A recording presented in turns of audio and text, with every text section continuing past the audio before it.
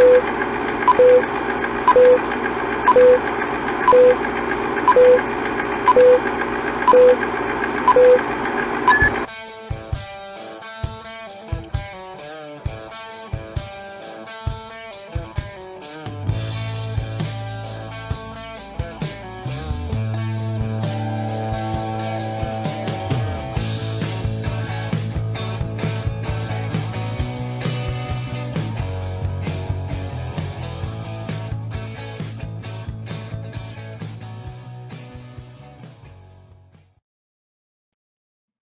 everybody, welcome back to another Wednesday top 5 rating shows. I have with me, of course, Martin and Pete, and tonight we're doing a show on UFO, and I'm going to rely on these guys' expertise because I am anything but an expert on UFO. I came very, very late to the game. We'll talk about that as we get into this show. So, but yeah, thanks for tuning in, and hopefully we're gonna have a great discussion. I know I'm very excited about it, and I'm very excited to have these guys on here again with me to talk about some UFO. And here we have Martin and Pete. Welcome back, guys. Yeah, how you doing, guys? How's everybody doing? Yeah, great. Let's do this. Absolutely. Yeah, let's talk some UFO. You know, I would like I did not grow up with this band, and I know a lot of you did. And I don't know, for myself, UFO was not a band that got a lot of airplay here. Like they were kind of like underground. I think they got pushed a lot more probably in the US than they did here. Because I asked a few friends, it's like, do you remember hearing any UFO on the radio back in like the 70s? No, like they just did not get pushed, in Canada. It was a band that you would have to kind of like, search out, right? It wasn't like right there. And probably what would get you interested in the band was because the Scorpions were, on the other hand, very, very popular here. What probably would have got you to UFOs, maybe like the Schenker connection, maybe. But in terms of like just direct, I don't know, what was your experience with UFO, Martin?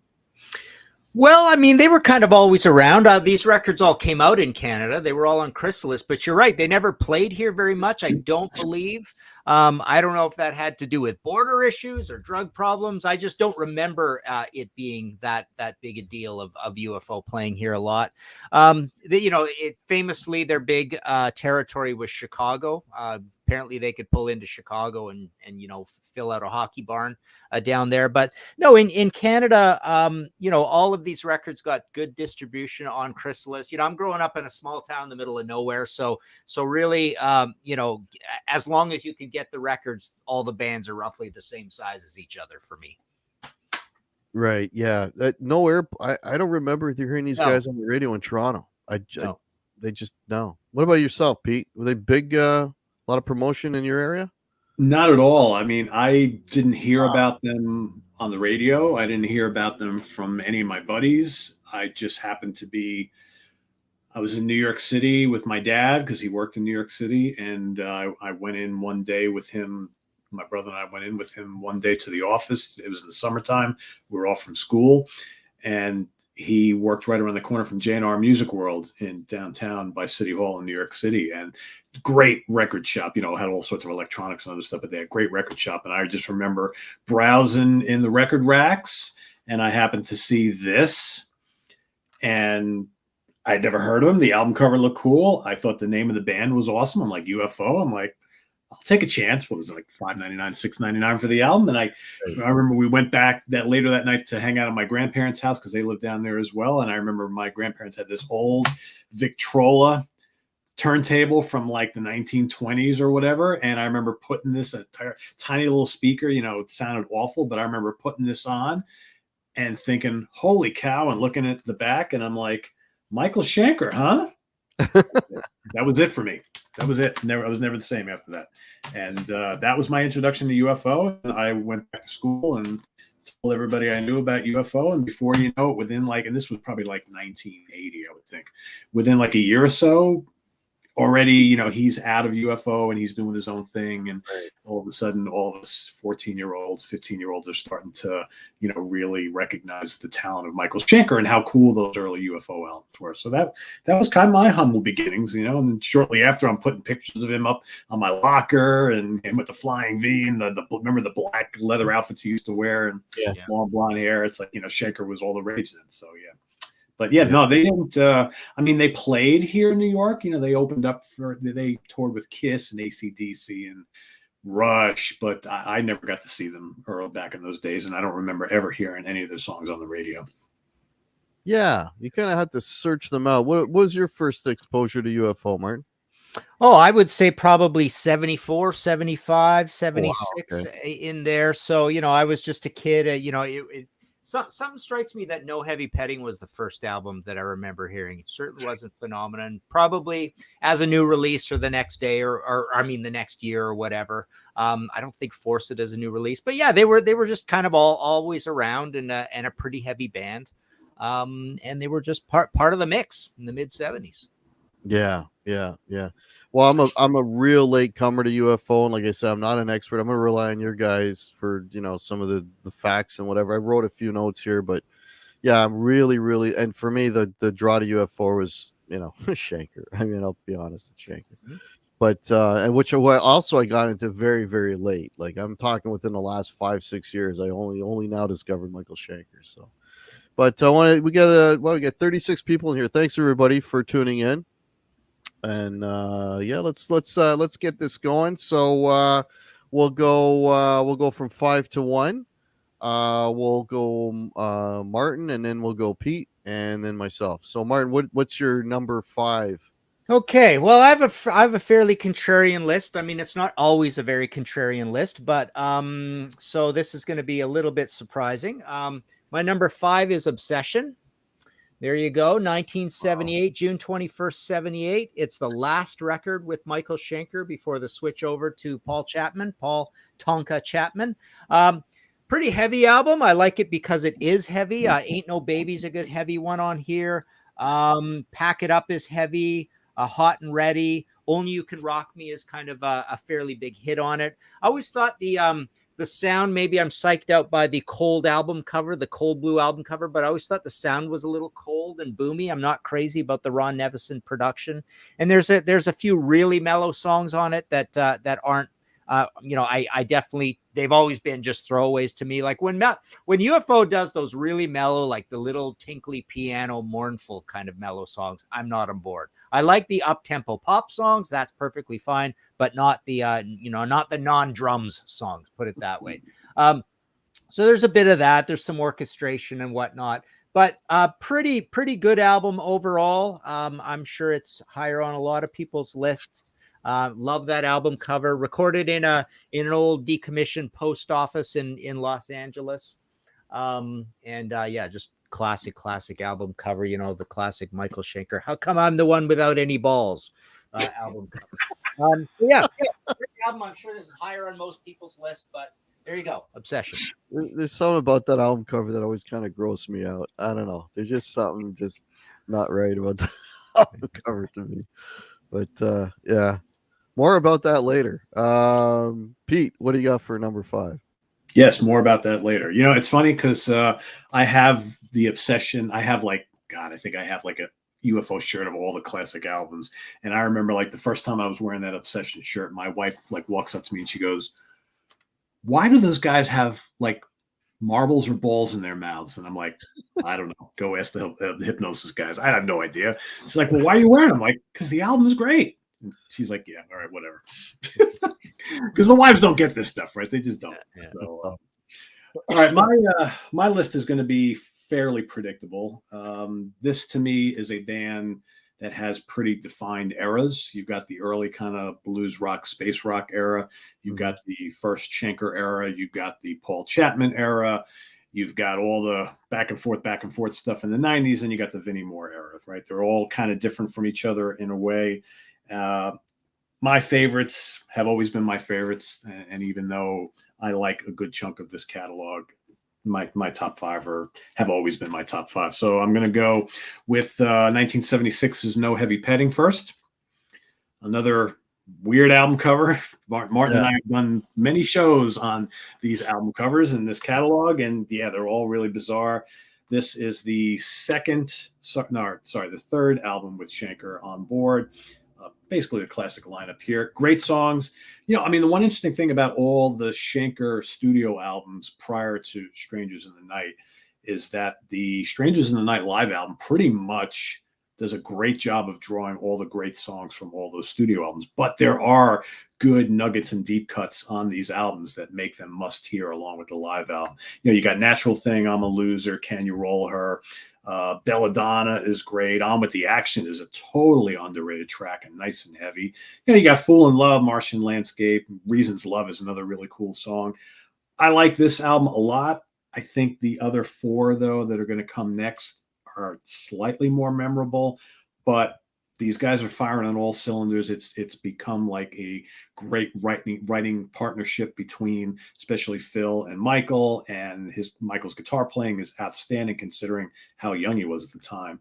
And it's just a great band, a really, really great band. And I think it's criminally a major injustice that these guys weren't massive right around this time, because I think, you know, them along with Thin Lizzy are two bands Thin Lizzy, yes, that just like should have been as big bigger. as some of the other ones, and it just didn't quite happen, you know. But so No Heavy Petting is my number 5.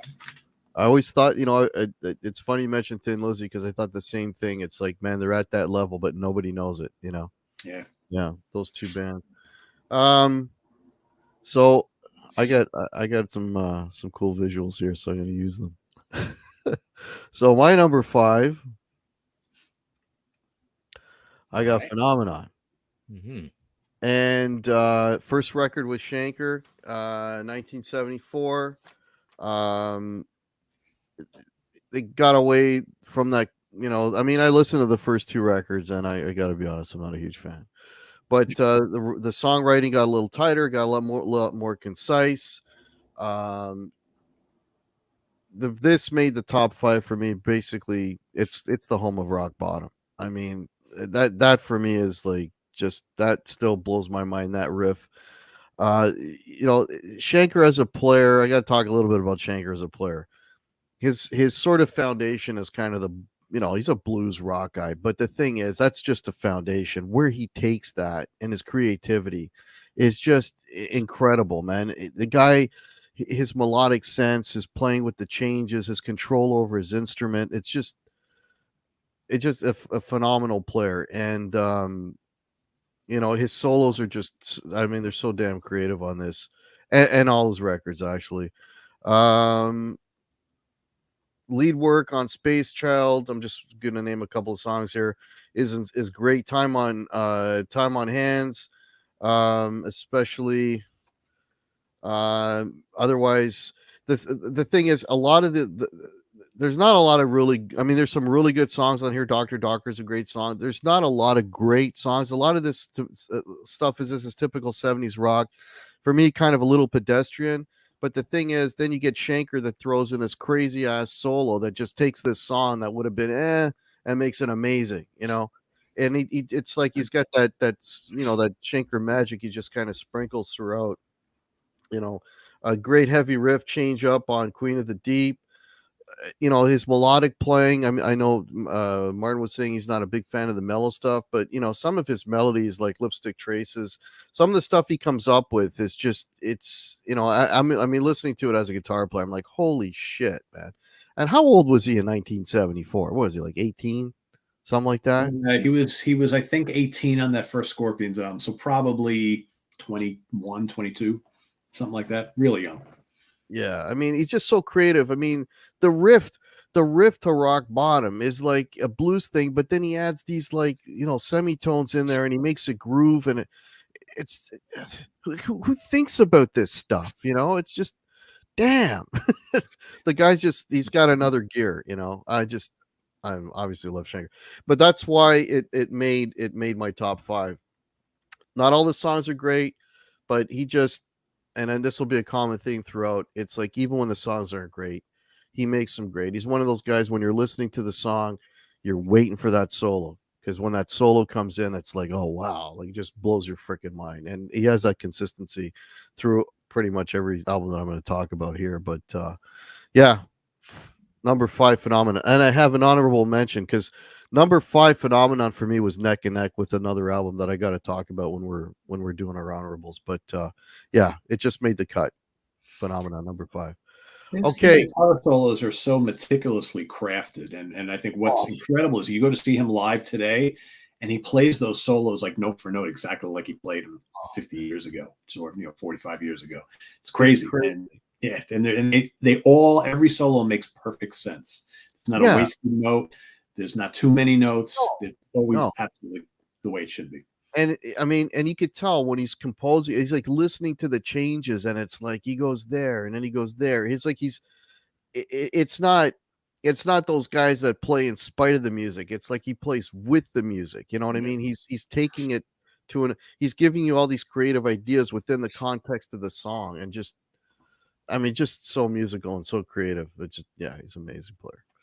All right, number 4. What do we got, Martin? Okay, number 4 for me, I'm going with the Guilty Pleasure album. The album UFO fans are not supposed to like very much. I definitely didn't as a 19-year-old when this came out. I was a little incensed at it because the one thing that gets pasted right on your forehead about this album is the cover of Something Else and saxophone. It's kind of a really horrid low in the UFO story, but the rest of the album is so good. I remember not liking the production very much when I was young either. But I do like sort of the dirtiness and the excitement around it.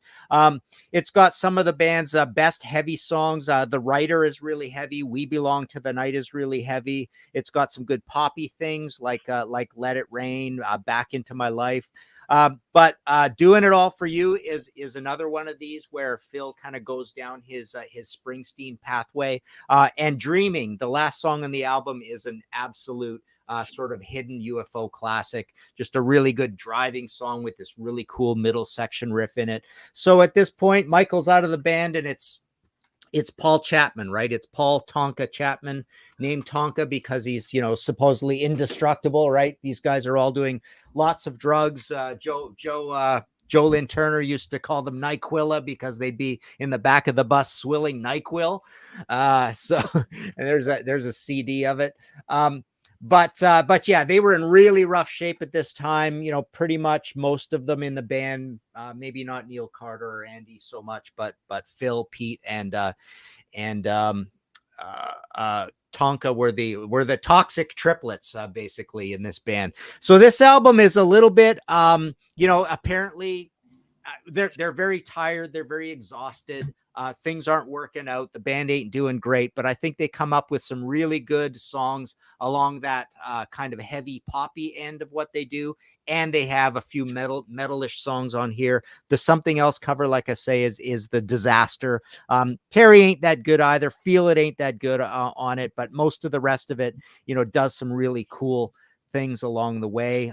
This is a big Neil Carter album, so when he comes in on keyboards replacing Paul Raymond, he comes in and he does a lot of writing on this album. This is really his album, his coming out party with the band, and I think they do a great job. Crappy album cover, not great production, but yeah, the Guilty Pleasure album. It's one I go to all the time, but I'm not supposed to. So there you go, number 4. Cool, interesting. What do you got for number 4, Pete? I'm going to go with Phenomenon, number 4. Cool flying object floating there in the distance. I mean, for me, this is the first album where UFO becomes truly UFO. What's funny is I chat with people online all the time who will go to their graves saying that the only 2 good UFO albums are the very first 2, those old space rock albums. And I'm like, really? Really? Hey, everybody hears things differently. So yeah. But for me, this is where it all comes together. I mean, Phil is sounding great on this album. You got Schenker in the band for the first time. I think that this band really kind of figured it out, and they needed that young German kid to come in to kind of kick them up the ass and do some stuff a little bit different. I think Crystal Light's a great song. And you know what? I've never been a huge Dr. Doctor fan. I don't know. Maybe I've just heard it too many times, but even back in the day when everybody was like, oh, it's the greatest song they ever did, I was like, yeah, it's all right. To me, Dr. Doctor's kind of like, yeah, it's kind of catchy, but I don't really give a hell about it. But Rock Bottom is legendary. Time on My Hands, I love. Bill for Comfort is great. Did I mention Crystal Light? I really like Crystal Light a lot. I love Yeah, Bill's vocals on that. And I absolutely think Queen of the Deep is a terrific song. It's moody. It's got that big lumbering riff. I think it's the that riff unsung is killer. gem on this album. Yeah, Yeah, really good. So I like this. And again, I kind of agree with Hack a little bit. It's like this album, I think for me, ranks high because it's elevated by, a handful of tracks that I just really, really like a lot. The rest of it's good, right? But they have better albums start to finish. But, when you got Queen of the Deep and Rock Bottom on the same album, yeah. and for most people, Dr. Doctor, Dr. obviously. Doctor, Yeah. Yeah. But I like it. I like it a lot. I think it's a really strong one for me. And, again, it's one of the first few that I got. So sometimes, those ones you have the most history with, they stay with you. Yeah, definitely. This might be a little bit going along with Martin, maybe a little bit contrarian, because I'm gonna break away from Schenker for a minute, and this is my number 4. Wow. Okay. Vinnie Moore. My God. Probably the best album with Vinnie, I think.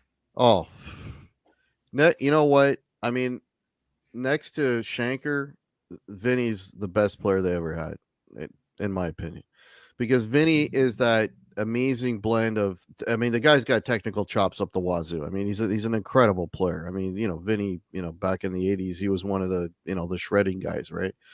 But he's so freaking musical. He's got that Schenker thing for melody and creativeness and whatever. So he uses his chops, but he uses them in such a musical way. This record is the first record they did with Vinny. Jason Bonham was the drummer on this record. That lineup didn't last. I think he went off to Foreigner. Was it Jason Bonham went off to play with Foreigner after this? Yep. But I love the production on this record. It's just kind of like very present, you know what I mean? Like all the instruments, everything is like right there. It's very, very present. The guitar tone is incredible. I love the tones on this record. The guitar tone and the overall production is amazing. And there's some killer tracks on this, man. Black Cold Coffee. Holy shit. That is like one of the coolest, and nobody's heard it. It's you know what I mean. That's like a Still of the Night type of song for me. I mean, it's got the driving riff and and Phil singing his butt off, and just an absolute incredible rocker. Other highlights: the Wild One, Call Me Movie, Slipping Away, Sympathy. You know, it's that whole thing again. It's like even when the songs, because they're not all great, even the songs that are kind of, it has that same. Vinny has that same ability to take songs that are and then have this incredible lead break, or a bridge, and just absolutely just send it to the cosmos, man. He just has that ability to make, again, so songs great. But there are a lot of good songs on this record. I rank it as high as I do because Vinny's amazing playing. This is by far the best record with Vinny on it, in my opinion. And the production is so good, and it has some really, really just absolutely kick-ass songs. And I don't know, let me ask you guys, do you know when Phil Moog, like in a 2000, when he started to get a little bit older, I'm hearing a lot of David Coverdale in his singing. Did you guys pick up on that? Any? He's definitely getting more bluesy. He loves the blues idea, like and I think more of that whiskey kind of thing in his voice. Yeah. I found as he got older. But Yeah. anyways, yeah. But You Are Here. It's not Schenker, but it's Vinny, and he's incredible on this record. Just incredible. Yeah. Martin and I have talked about this many times. I'm a huge fan of Vinnie Moore as a guitar player. I think my issue with a lot of these Vinnie Moore UFO albums are so damn spotty. It's almost like if you take like the 3 or 4 really good songs off every album and put them all together, you have a dynamite UFO album. But I find like a lot of these albums are just forgettable. Like some of them I listened to a bunch when they came out, and I'd have a hard time pressed to give you much information on any of them. It's like they're just not, to me, they're not that memorable, unfortunately. I want to love them. A lot of them, what I find, Pete, a lot of them, they started getting into this whole like kind of bluesy bar band kind of thing. Yeah, they're just like, and that stuff was, oh, come on. Like what I love about this record is that it's a very heavy record. It's heavy. It's heavy. The best one. It's the best one. It's almost like they let Vinnie do his thing on that album, but then all the other ones afterwards, like, oh, we're going to be a blues band now. And and it just became like album, filler. Yeah, it's and what I felt bad, and the production on those other records too, is it's so pedestrian. I mean, there's no balls to them at all. There's no balls to them at all. You know, and it's funny because I'm hearing Vinnie playing incredible shit, but it's not getting through. You know what I mean? Because it's buried in this horrible, bad song, badly produced. It's like, man, what a waste of all I'm thinking to myself is what a waste of a talent. On those later records with Vinnie. But this one was Phil's doing. I think that's what Phil wanted to do, and that's what they did. But this one, they let him loose, and they just put out a incredible rock record. I it's in my top 5. I mean, it's a fantastic album. Alrighty, number 3. What do we got, Martin? Okay, I'm going with No Heavy Petting. I mean, having written 4 UFO books, or 3, depending on how you count, I always have to keep looking up and checking whether it's heavy petting or an apostrophe, because there's a band called Heavy Petting, and that's right. Always have to check. And we just did a podcast episode where I have Heavy Petting in it. It's called The Next Def Leppard. This episode, 5 bands who were considered the next Def Leppard, sort of thing. Anyways, No Heavy Petting. I consider this to be the band's Uli John Roth Scorpions record. I think this is the most Euro and German sounding of them. It's got great production. It's the best produced album. Ron Nevison didn't produce this one. It just sounds really full-bodied, good highs, good lows, good heavy song and natural thing to kick it off. I'm a Loser's awesome too. Can You Roller is a total Scorpions Uli type song. Belladonna, we're back to the mellow stuff there. Reasons Love is another kind of heavy, technical, cool, where they're just very, very Germanic on this album. And Highway Lady, one of Danny's, the keyboardist, he's only in the band for the one album, great guy. But basically, this is one of these rumbling, rolling Bruce Springsteen type songs that they do so well. I think there's a big step up in quality in UFO from Phenomenon through Force It into this record. On With the Action is this great, slow, grinding, again, kind of Euro and bluesy at the same time. So A Fool in Love is a cover. Frankie Miller, not that great a song. Martian Landscape is cool as well, kind of a proggy thing. But yeah, to me, this is the one that feels like a neck and neck album with Taken by Force and Virgin Killer and In Trance. It's that sort of record for me. And again, I have these quibbles with these Schenker albums where I'm not crazy about the production on most of them, but this one is really high fidelity and powerful at the same time. And yeah, very, very German sounding, this one. So yeah, really like No Heavy Petting. Nice. Pete, what do you got for number 3? I mean, Martin's absolutely correct. These are very German sounding albums, and that's all due to Mr. Schenker there. And that's why when he left and Taka came in, you had the band sounded drastically different. That's, there's quite the influence there. Both guys. I'm going to go with Force It, number 3. Could be higher for a lot of people. This, maybe top to bottom, start to finish, might be their strongest album ever. If you go by the amount of songs that made it onto Strangers in the Night, right? But yeah, classic. Let It Roll, amazing. Shoot, such a great anthem for them. High Flyer is a really good song. Love, Lost Love is great vocal by Phil on that. You got Out in the Street, you got Mother Mary, Too Much and Nothing, Dance Your Life Away is fun. And then, of course, This Kid's and Between the Walls at the end. I mean, it's so solid start to finish. I think if I didn't have the history with my top 2, this could easily be my number 1. Mm-hmm. And just, again, a band that should have been so much bigger. I mean, this is one of the great albums of the 70s, yet, no impact here at all in North America, sadly. Yeah. Yeah, totally. And another totally bizarro album cover, right? I mean, like you read a book on these UFO covers, right? Yeah. And one of those is Genesis P. Orridge from Throbbing Gristle, right? Who died recently, I think, cancer. Who was very, pioneering in the whole body morphing, kind of situation. A real sort of out there dude. But yeah, and then there's the variants on the cover where you can see that more or less kind of thing, right? Yeah, I believe that's him on the top. So.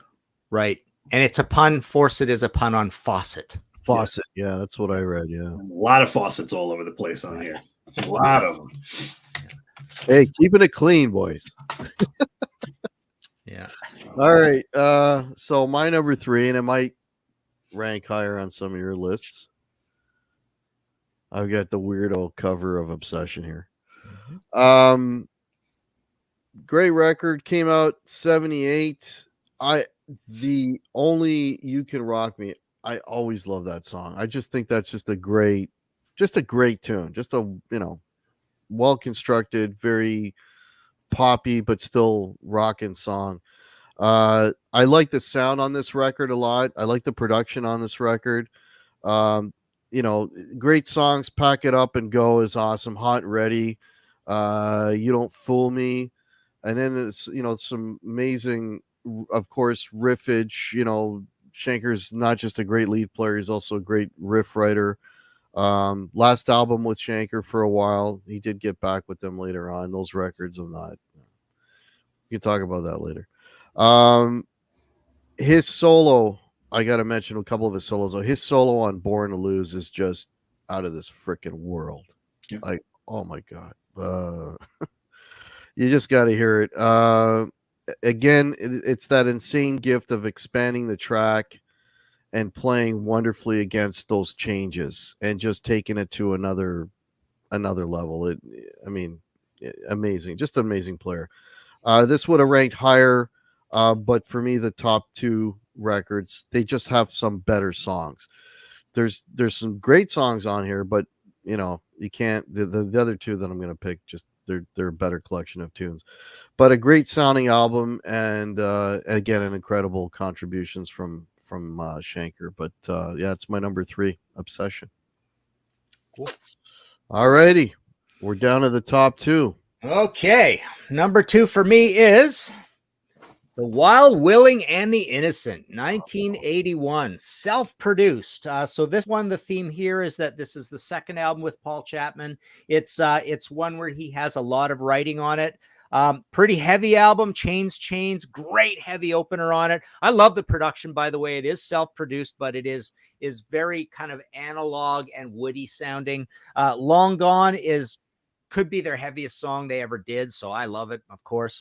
Just a really cool manic heavy rocker. Wild, Willing, and the Innocent, you get into, this is one of the albums where they really do a good job of that Bruce Springsteen, Thin Lizzy, Graham Parker, Elvis Costello, Van Morrison sort of narrative. So you get that sort of melodic sense and storytelling sense from the band. It's Killing Me is a good, moody, kind of dark, mellow one. It's pretty cool. Making Moves, you're back into another totally heavy song by them. Really cool, heavy one. Love, Lonely Heart, couldn't get it right. Profession of Violence is one of the little tinkly piano ones I don't really care very much for. Funny thing on my copy of this, I won't show it because you can't see it, but on the actual record, for some weird reason, Profession of Violence says Profession of, and it leaves off the word violence.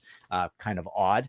Not a great Hypnosis album cover on this one, but I think it's just a really good heavy UFO album where all the songs are really kind of warm and accessible and well put together. You got the major heavy rockers and you've got the good poppy UFO song. So always have a lot of time for this one. And I really hate in Facebook when everybody puts their UFO rankings in, they type this out as TWWAI. I'd like, stop it with the initials, right? like the band calls it Wild Willing. That's what I guess it should be called, maybe in spoken words. Basically, people call it Wild Willing kind of thing, right? But yeah, stupid long title. It's hard to remember, of course. Maybe that's another reason UFO didn't make it so big. But I love it. I think it's a great album, a lot of great songs. It's got a lot of hooks, that record, man. A lot of hooks. Yeah. I mean, you're listening to that and you can hear a lot of that stuff should have gotten on the radio. Yeah, for sure. Yeah, the label was not pushing them at all at the time. Yeah. Yeah. That's my favorite album of the Chapman era, and probably would be my number 6 on this list. That's a good one. Right. The Wee Wee album. My number 2 is going to be the first one I ever got, which is Lights Out. Brilliant album, heavy album, but some gorgeous moments on this album as well.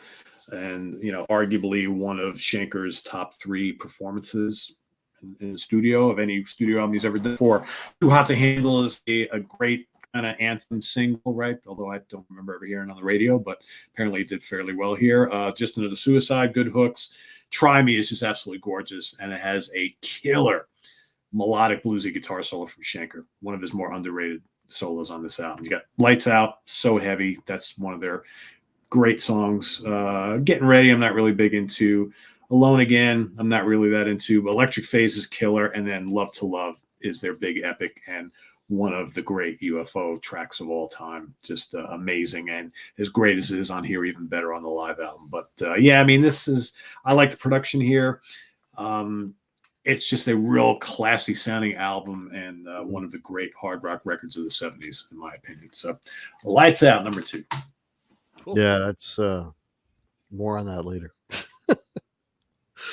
Yeah. So my number 2, which also was already mentioned, is Fawcett or Fawcett, however you want to. For me, this record, this is the best example of Michael's playing on any UFO album for me. I think he's just out of his skin on this record. The breakdown on Let It Roll, the solo is on that song is killer. The riff that comes in on Shoot Shoot, da na na na da na na. I mean, the lead break on High Player, Mother Mary, absolute riff fest. Man, you can tell his awareness and how he reacts to all the changes, everything that's going on behind him. And again, it's that creative sense, that musicality. Just every song on here, he just makes it better. Just an absolute special kind of player, and that's why it ranked as high as it. I mean, it's got amazing songs on it, but his playing on this is like a textbook on how to be a lead guitar player. Like this is how you do it. It's right here, yeah, and that's why 1975 was this a second or third album with them? Second album, like already, like what a a big step up from the holy crap. Yeah. I mean, and yeah, even the songs too, the songwriting from the first one to the second one, like wow, that's a hell of a leap. I mean, how brilliant, like Let It Roll, and then he goes into that real melancholy melodic lead break. It's just like brilliant. Yeah, it's and it keeps your interest. It holds your interest. It's like, because I hate songs that 1 minute in I already know the rest of this. I've already heard it, and his breaks and his the bridges and this and that. He'll take a heavy song and then make it mellow, or he'll just introduce a riff or something that just kind of takes it to another place, makes it cool. It's like I said, just riffs for days and creativity, and yeah, just it's sick. Fawcett is a fantastic record. Love it. Cool. All righty, we're down to the number ones. Okay, number 1 for me. This was always going to be number 1. It's unassailable. It's always coming in number 1. All of my other 4 could have moved around a little. Lights Out could have been in there. Maybe almost even Walk on Water could have got in there. Force It could have got in there. But my number one is 1980's No Place to Run, produced by George Martin of Beatles fame. Wow. To no real effect. I mean, it doesn't sound particularly George Martin. It certainly doesn't sound anything like the Beatles. It's just a big, boomy, woody, analog sound, maybe a little wider spectrum than Wild Willing. But he possibly had some effect on the guys creatively in terms of the songs, but recorded at Montserrat. So the first one with Paul Chapman. And the first thing I got to say about this album when I try to turn people onto it, I mean, this was one of our very first Contrarians episodes we did on this. And I picked it as my, I argued it for half an hour as my favorite UFO album. But the thing I always want to tell people about this album is, you listen to Gone in the Night and Any Day, which are fairly mellow songs on here. They're absolute classic mellow UFO songs. Dark, interesting, just well put together. The poppy stuff on here is great, like Money, Money, Gone in the Night. This Fire Burns Tonight. So the stuff that isn't heavy on it is superlative. It's amazing, especially, like I say, Any Day with that weird little snaky bass riff, and then it explodes into this heavy, weird chorus that you don't expect. Buried at the end of the album, last track on the album, absolute drop dead UFO classic. And Gone in the Night, same kind of thing. Just kind of a cool, moody, mellow tune. So what's left? The celebrated songs that everybody loves. No Place to Run, one of the heaviest songs they ever did. Just a big, marauding, heavy metal riff to that. Alpha Centauri is this little, synthesizer thing that opens into Letting Go, which is one of their big, heroic, heavy, epic songs. Mystery Train is a cover, but it's like an old 50s song, but they make it totally heavy. It sounds great. Youngblood is probably my favorite of the sort of punky, new wavy, Pete Way, Rolling Stones type songs. So it has that kind of vibe to it. So start to finish, we've got essentially 9 songs plus an intro. Love everything on it. I think it's Take It or Leave It. That's kind of the mellow ballad that I can take it or leave it. But other than that, all the heavy stuff and all the poppy stuff. But the 2 absolutely amazing, love them to death. Pretty mellow UFO songs in Gone in the Night and Any Day are the songs I'd almost point someone to listen to first on this album. So there you go. My fully signed No Place to Run. Number 1. Wow. So I've thought for decades, and I still believe it to this day, for me anyway, that there's great songs on that album. I can't stand the production. I think interesting. Yeah, I can understand that. It's just, to me, the guitars have no balls on that album. Yeah. I think Phil sounds great. I think the songs are well written.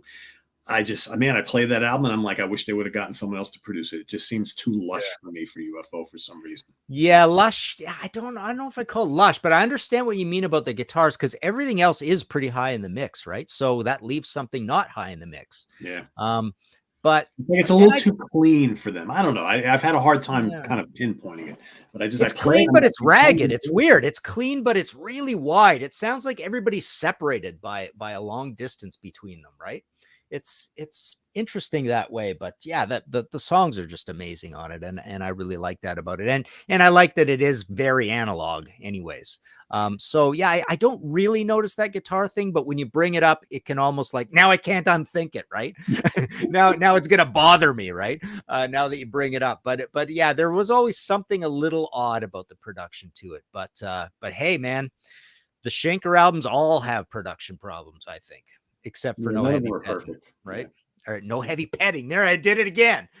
So yeah, no, but really love that album, and love the Paul Chapman era a lot. I just think the songs, I just feel like all of those songs are a little warmer and Springsteen-y and accessible and hooky, and that's why I lean towards those albums versus the Schenker albums. I don't know why. And honestly, I think that's the type of stuff that Phil always wanted to do. Because if you look at the latter period stuff, the Vinnie Moore era, it's different, but it's kind of along those same lines, even more bluesy and mellow. I think that the Schenker years are probably an anomaly because they were more of an actual band. They were all making decisions. You got this young German guy coming into the band. But, if you notice, like, once he left that first time around, I mean, everything else kind of went back to totally different type of thing. And even like the brief time where Schenker came back, didn't quite capture the magic of the early years. No. But yeah, I don't know. I've always thought that Phil had a bigger influence on this band as a whole than we all thought. Well, didn't Pete Way leave because they were getting too poppy, and then he formed Fastway with Fast Eddie Clark? And then he was out of that right away. And then they made Wasted, which I love Wasted to death. Love that Vices album. Love the EP. Love Good, the Bad, and the Wasted. Even the really hair metal one with Danny Vaughn singing Save Your Prayers is a great album. I mean, Wasted are just so underrated. People really got to check that stuff out. That Vices album is just a drop dead classic. Yeah, it is. It is. Yeah. Interesting. Cool. Alrighty. What's your number one, Pete? All right, my number one is the Marbles album, Obsession. I love the songs. I love Schenker's guitar playing, and I mean his leads are all over this album. That's one of the things I like about this album so much is most of these tracks have him doing fills and solos all over the place. Yeah, this is like a complete Schenker fest. And apparently, if rumors and what you read are correct, he recorded this entire album on a pig nose amp. Through a pig nose amp. Really? Yeah, it's like I've heard that so many times. I'm like, I used to have one of those. I thought they sounded awful, but what do I know? This is me compared to Michael Schenker, right? So what do I know? But regardless, I mean, All You Can Rock Me, another great kind of anthemic single. Yeah, Pack It Up and Go is if it's not my favorite UFO song, it's my second favorite UFO song. It's heavy. Like I said, he's just dropping fills in throughout the whole song. It's got a great vocal. I love the rhythm. The drums are great.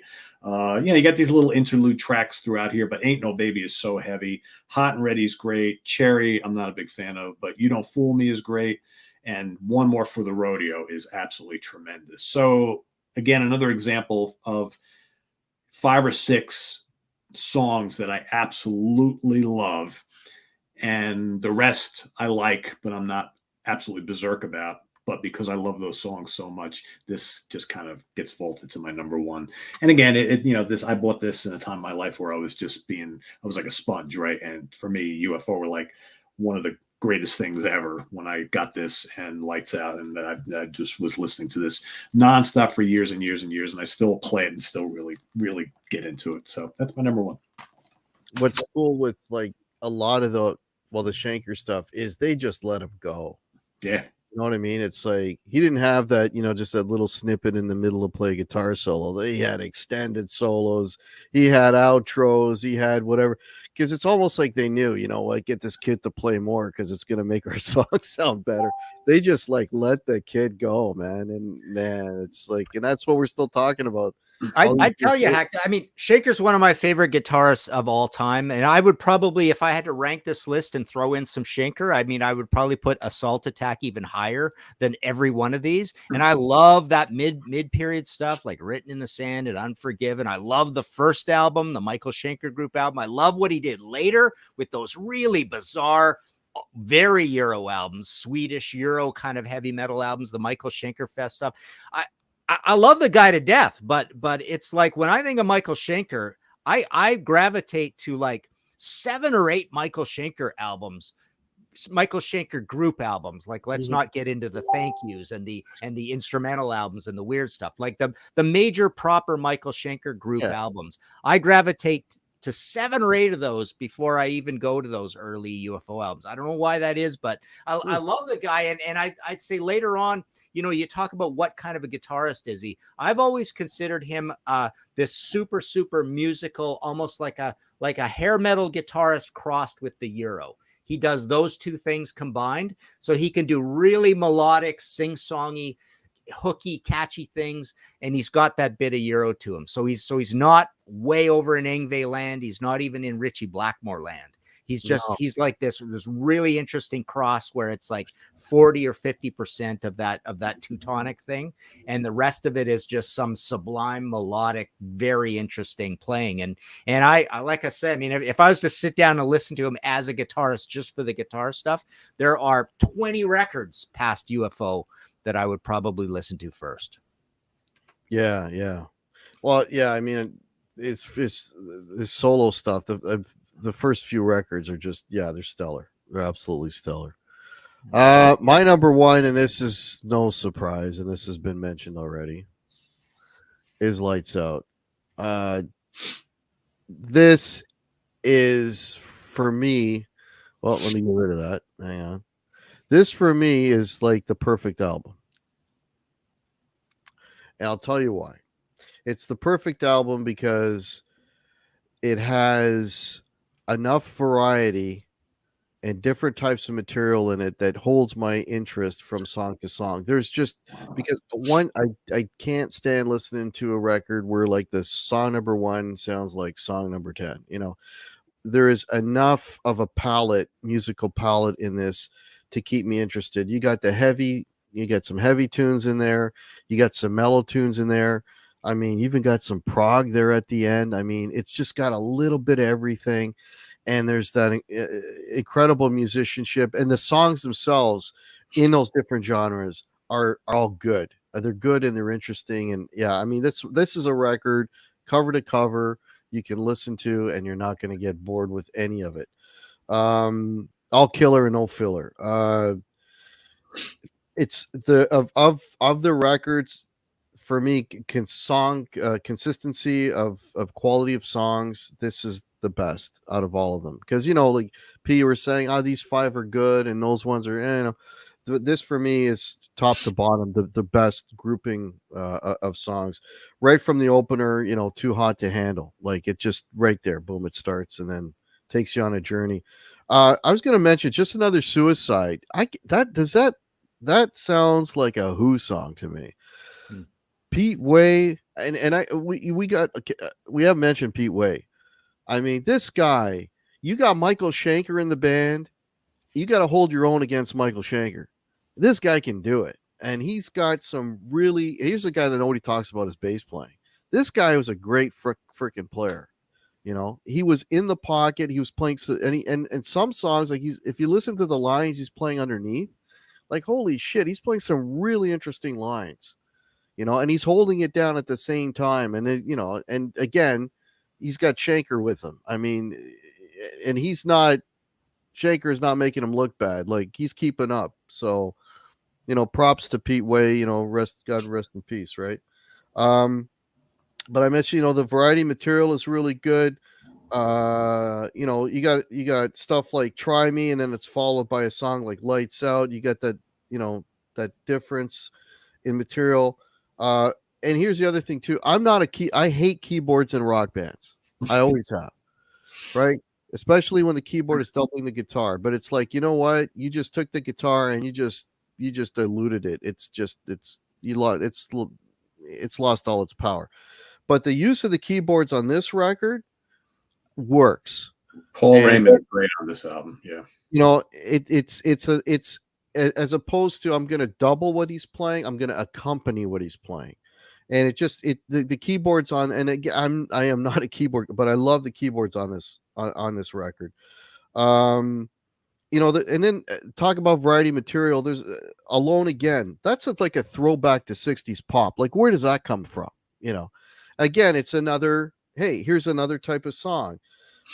Great melodic album, good mix of hard rock, great playing, and Love to Love is just epic. I mean, that's just an epic song. It's a fantastic element. It's got a little bit of a prog to it, and it just wraps up what's already just a great album. It's like, here's a buffet of music, and all the songs are good.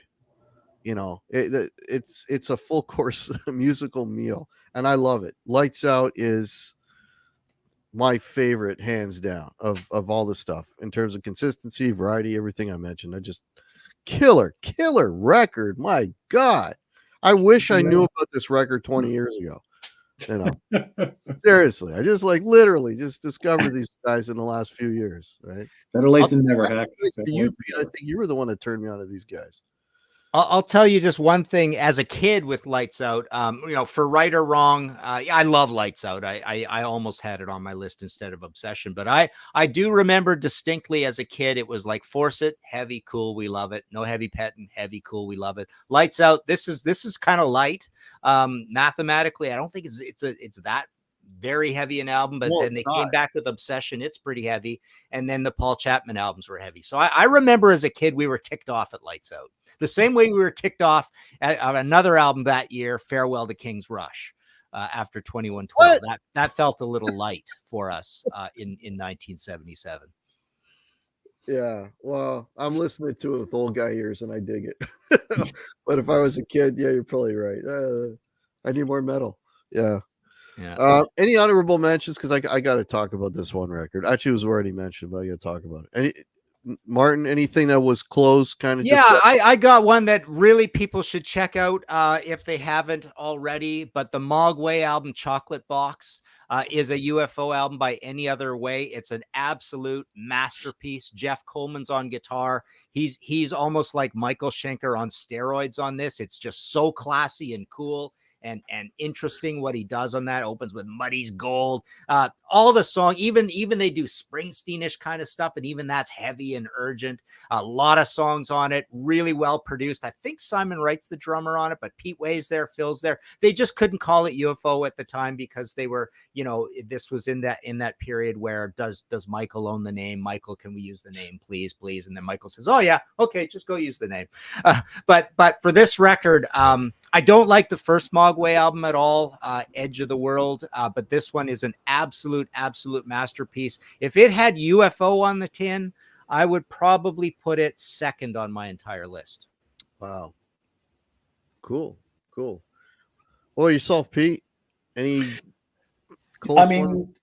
Wild and the Willing and the Innocent is definitely a honorable mention for me. I do like No Place to Run. My issue with the production notwithstanding, because I think they're great songs on there. I like Walk on Water, which is the first reunion album with Schenker. I think that's pretty good. I'm not crazy about the other two they did. And I like You Are Here from the Vinnie Moore era. I don't mind some songs on the Weird Misdemeanor album, but that's like UFO totally gone, like AOR hair metal, right? But there's a couple of good tracks on there. It's basically Phil and a bunch of guys that we never heard from ever again, but it's got a couple of good songs on it. But and then you got the Lawrence Archer album with High Stakes and Dangerous Men. But yeah, for the most part, as much as I love this band, there's a lot of really spotty, like mediocre albums in their catalog. Quite a lot of them, actually. A lot of them. Yeah. No, that is totally true. Yeah, both of you guys mentioned it. Yeah, for me, the Wild, the Willing, and the Innocent, that was like so close.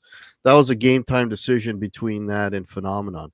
And the reason Phenomenon made it was the guitar playing of Schenker and Rock Bottom and Doctor and all the other amazing stuff because here's my issue with that record. It's, man, the songs are great. Oh man, are the songs great. Like hooky, great riffs, and just but Paul Chapman, I'm sorry, just doesn't cut it. I'm hearing the same bluesy shit that I've heard a million times before. I'm not hearing that creativity. I'm not hearing that, that musicality that Schenker or Vinnie Moore have. It's you know what I mean? I get to the solo and I'm disappointed every time, except one notable exception. Profession of Violence. He plays a solo there. If he had played it something at that level on the other songs, I would sing a different song. But that solo on that, you know what? I'm hearing, like, for me, that's almost like I Still Got the Blues Gary Moore kind of thing, where it's very thematic, right? Really, really beautiful solo on that. It's amazing. And I'm thinking to myself, I'm hearing that, like, where is this guy on all the other tracks? Why didn't he play that well on all the other tracks? So that's where I found it lacking, and that for me why it just didn't make the top 5. But in terms of songs and consistency and whatever, that record is absolutely killer. It's killer. Yeah. I think Paul was a very, very solid player. He just wasn't he wasn't the same type of guy as Schenker. I think he was more, I'm going to play for the songs and here's my solo, and, very competent player. I'd arguably say a very good player, but he wasn't like the shine the spotlight on me kind of guy. Never really was on anything that he did, but everything that he did was really top quality, I thought. But he wasn't I don't think he was the guitar god guy like Michael Schenker. No. You know what? Imagine, and I don't know how. I mean, well, you mentioned Pete, you're a big Vinnie Moore guy, but if Vinnie Moore was on that record, holy shit!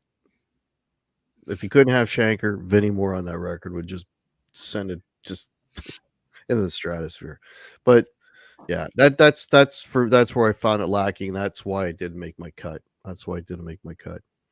So cool. So let's wrap up here, guys. So Martin, you got anything coming up you want to mention? Any shows Let's see. coming up? I'm going to do a Releases? Contrarians with Jamie Laszlo on Mott the Hoople tomorrow. Okay. My latest episode of History in 5 Songs, the podcast came out, episode 139. So that's called The Next Def Leppard. And soon it's on its way over here. I've got the big UFO coffee table book coming, UFO visual biography, along with the Judas Priest visual biography. People are already showing me copies on Facebook. I haven't even seen it yet. And then the redo of the Yes visual biography with the new cover, because we're going to do a part 2 of that one as well. So there's going to be 2 big coffee table books there. That's about it. So martinpopoff.com for those. If you like UFO, I've got 2 UFO books that tell the story of the band. First one's called Lights Out, UFO in the 70s. Second one's called Letting Go, UFO in the 80s and 90s. And I haven't done the 2000s because I'm also disappointed with the whole Vinnie Moore thing. It's like, I want to love those albums, like Pete says, but I'm finding like 4 songs per album that I really like, and the rest just got this sort of unhooky, brown, bluesy sound to them. I don't know what's wrong there. I just wish I liked those records more, but they just kind of go in one ear and out the other. I'm not a big fan, so I haven't written up the last bunch of chapters on UFO because I'm just frustrated about just not loving this era enough. So yeah. What do you got coming up, Pete?